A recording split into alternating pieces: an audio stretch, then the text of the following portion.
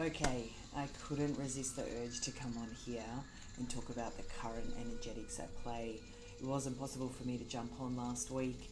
I was shifting through my own energies and shifting and altering timelines. What an absolute gift. I wanted to come in here today and honour the week that currently is. You might be thinking, what's the point of this? What's Dahlia doing? The point of this is that you are part of the universe. You are part of the universal web of life. And knowing where the planets are and knowing what energies are at play is absolutely crucial and essential, in my opinion, to navigating your own well-being, to knowing what's coming up for you, to being self-aware, to know how you can use the current energies to your advantage, to your betterment, and just live in the best way possible. As you know, we entered Aries season last week, and I will go into explaining what that means, because oftentimes I see people look at me with deer in a headlight sort of eyes, like, what is she talking about? I will unpackage it and break it down for you. Yes, we entered Aries season. No, that's not news. That was over a week ago or so now. Neptune entered Aries as well. Pluto entered Aquarius at the start of the year, but we are currently living through energetic times that have never been lived before by anyone that's alive today. So no human that's alive today, as far as I'm aware, in terms of human longevity, has ever lived through these current energetics. And it would be no surprise if you're feeling different, if you're observing things differently, if your perspective has changed. There is a reason for that. And yes, you have been doing the work. You are also part of this. You are tuned in, turned on and tapped into what's going on. You've been doing the work. You've been wanting to better yourself. You've been reading the books. You've been listening to podcasts. You've been keeping yourself informed. And that's all part of where we're going, where the human consciousness is going, where the journey is going. And you are part of the big picture as well, and the important role that you play. So what might be nice to tap into this week is the fact that with Aries season upon us, we're focusing in on the start of the astrological new year. Not only is it the start of the astrological new year, it's also the I am of the conscious.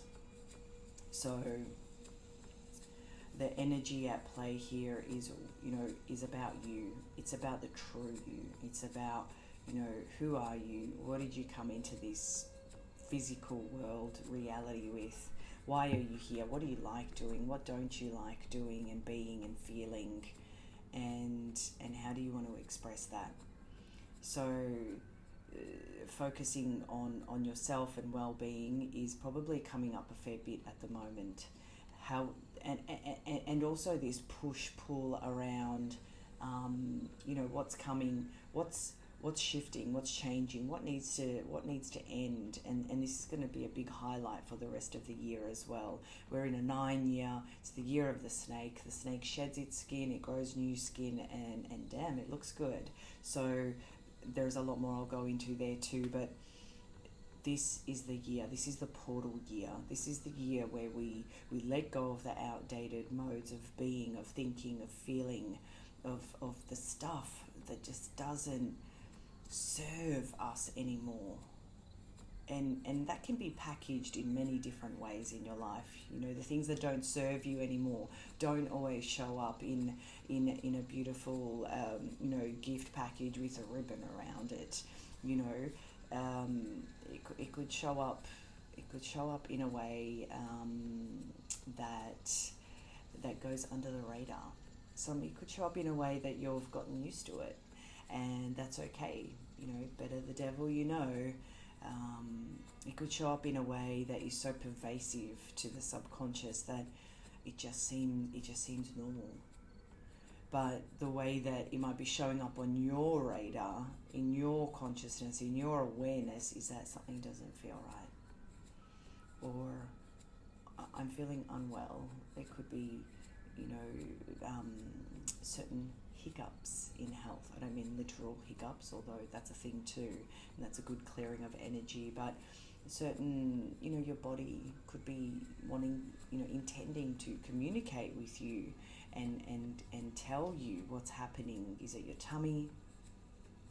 Is it a knee? Is it, something in your shoulders? Listen to that. There's a reason behind that. And just as I said, that mind grumbled too. So there could be a lot coming up. This is the year. Your skin could be having breakouts. You could be having reactions to things you never did before. Or you might find that what used to work for you in the past, before, as far back as you can go in terms of your memory, what used to work for you isn't really working for you anymore. Doesn't feel good, doesn't feel right, or it just isn't giving you the desired results anymore. This is the time now. Go back to the drawing board. What serves you now? Who are you now? What do you want now? Because we're in this portal year. Letting go, and it's like, right, are you going to stand up? Are you going to man up? Are you going to woman up? Are you going to human up? Stand in your truth. And this season of Aries, which is approximately 4 weeks of the year, 4 to 5 weeks, about a month's time, even though it runs over 2 months of the year, is a beautiful time to consider your truth, yourself.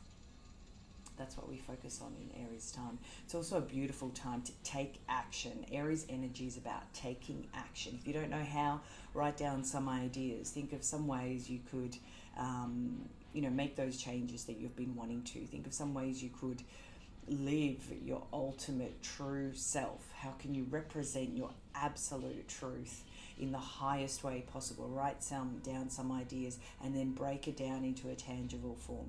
What little steps can I take? If motivation is an issue, there are lots of resources online to help you with that. I can also help you with that. But just taking small, aligned steps towards those desired results shifts an entire vibrational energy field. The whole universe changes when you take action, when you make that phone call, when you do that research, when you make notes. You're already shifting the energetic field.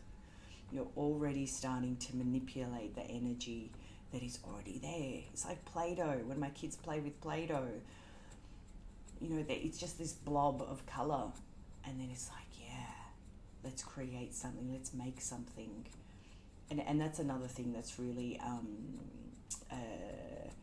that aligns with the Aries energy. Playfulness. It's the forever child. It's the child that never grows up. And that is you, that is me, that is all of us. It's not just your ex-boyfriend, okay? It is all of us. The inner child, the playfulness. Tune back into that, tap into that. How do you play? How do you love playing? What ignites your sense of joy, of inner connection, of laughter, of silliness, of nonsense? Tap into that, bring that up. Yeah, there's a lot of energy in that playfulness too. Let's not take change so seriously. Shedding skin, growing new skin, easy peasy, child's play. It's child's play. It's what you came here for. You came here for this. You are well equipped for this. You've got this. It's easy, it's child's play. So it's got a lot of energy around that. Playfulness, child's play, and applying just that perception and energy to what you're working towards and what you're seeking to carve out, to bring into reality. But remember, action, no matter how great or how small, is still action. Okay, the energies now are, we're coming in from the energies from up. It's coming down, and it's like, you need to take a step. You need to turn on the computer. You need to there needs to be the action part of it now. Okay, it's about creation. It's about birth. What are you birthing? What being are you birthing? And that could just be in your daily existence. How are you showing up? How are you showing up?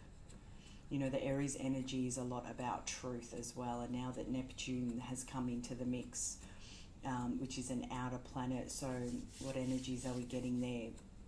There's, Neptune represents the imagination. It represents spirituality and our beliefs, parts of our belief system, for want of other things. It can also, so it has been in Pisces for quite a while. And so the Aries energy is very different. Again, we crossed over that point zero into Aries energy. So, we've spent time in our mind, in our imagination. We've been carving this out. We've done the vision boards. We've done the meditations. We've cleared stuff out. And so again, I urge you now, how do we concretize this in the physical realm? The Aries also embodies, the energy of Aries also embodies, how do you put this into form now, into form? What is the form that is necessary so that you can live in your human experience now the way that your consciousness, your mind, your heart has been energetically or spiritually or just imagining, working on, focusing on, and giving energy to. Remember, what you focus on, you give energy to. What you measure grows. How can you do that? Okay. And what else? Does anything else want to come to? I'm just so excited about the current year and the current energetics at play and this whole new world that we are living in. Really is time for you to have the courage. And on the back of my video from, I think it was yesterday, stepping out of your comfort zone. When we say that, that feels a bit uncomfortable actually. So let's not go there. Let's use different words. How do you take a small action or a big one if you're feeling up for it? How do you make a small action that gets you more into the discomfort and the unfamiliar? Because stepping into that newness requires that you become familiar, navigating the waters of discomfort and dis-ease. Not dis-ease that's going to harm you, but the dis-ease that the ego feels when it is doing something different, it's doing something new, it feels a little bit uncomfortable. That's your whole nervous system going, whoa, what are we doing here? I haven't done this before. Are we safe here? Is a big tiger going to jump out and kill and eat me? The answer is no, it will not. But knowing how to navigate that, and sometimes it is enough, oftentimes it is enough to acknowledge the fact that, I'm feeling a little vulnerable taking this action. I'm feeling a little vulnerable calling this person. I'm feeling a little vulnerable making this post here today. Or, I'm feeling a little uncomfortable. That's because it's new to me. But my soul wants to do this. I need to be here. I need to stand here. I need to speak. I need to share this information with the collective. So if you find yourself navigating through the discomfort of the unfamiliar, navigating through that, acknowledge it. Acknowledge it to yourself. Just saying it to yourself, or just saying, yep, I got you. You can, I tap my head sometimes, or just with your fingers, or saying it to somebody that you can trust with that.